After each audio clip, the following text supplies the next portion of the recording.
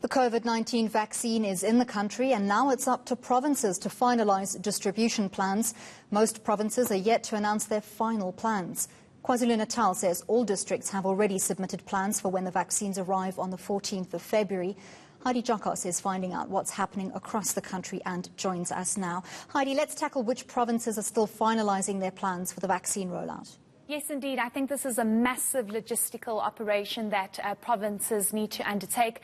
Of course, we do know that the vaccine will arrive in the 9 provinces in about 2 weeks' time. Of course, they need to go through lab tests, and this is why the Department of Health is facilitating this whole process. But we do know that Limpopo, Gauteng, the Northern Cape, Mpumalanga, and the Western Cape have not finalised their full plan as yet. So we do understand that those provinces are still set to finalise, and they will have briefings with regards to what the plans are. Heidi, let's start off with the 3 provinces who do seem to have their plans sorted. Yes, indeed. So if we can actually just pull up that graphic in terms of the Northwest, we do know that 21 vaccination sites have been identified. And what's interesting about the Northwest is that they are planning to inoculate about 500 doses per day, made up of 10 doses per vial, 50 vials per box. What's also interesting about the Northwest is that they have an observation area where once you're vaccinated, and of course phase 1 includes only healthcare workers, we understand that there will be an observation area. They'll move there for about 15 minutes in case anybody has an allergic reaction. And we do know that healthcare workers have been trained to inoculate. If we move over to the Free State, of course, this is all preliminary plans. We do know that the various provinces will have final briefings and final plans will be submitted. The Free State has 47 vaccination sites for phase 1, 30 collection sites, and 17 private hospitals have been identified as vaccination sites. If we look at KwaZulu-Natal, we do know that the Premier of that province had a briefing yesterday, and we know that they are expecting the vaccine to arrive on the 14th of Feb.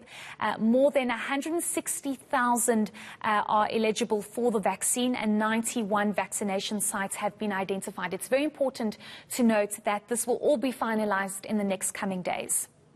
Heidi, some analysts have speculated that when it boils down to provincial level for vaccine distribution, that's where gaps start opening up for corruption, fraud, and sort of distribution rollout problems to creep in. Is that the general feeling? Well, this is the major concern, Annalie, and this is why they are trying to nationalise this. They're trying to keep it at national level, so the Department of Health will need to facilitate this. But there's a concern that when it moves to provincial level, there's going to be some loopholes and big concern that corruption might creep in. But we understand that they are trying by all means to avoid this. And if we just pull that graphic up again, you can see that the Eastern Cape is also trying to vaccinate 50 people per day.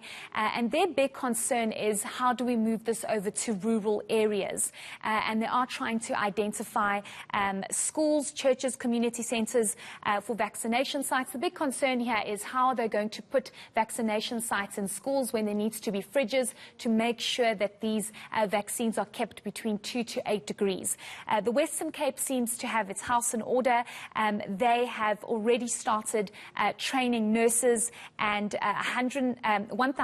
1,800 healthcare workers have been trained, and more are going to be trained online in terms of this vaccine.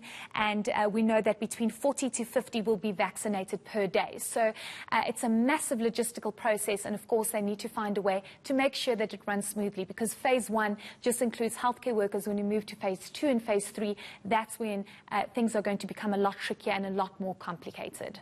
Heidi, of course, a lot of countries all over the world are playing this rollout by ear. Problems are creeping up as the process continues. No doubt we can learn from countries across the world to try and make our rollout a lot smoother. Thank you very much, Heidi Jokos, bringing us a provincial overview of planning for vaccine rollouts across the country.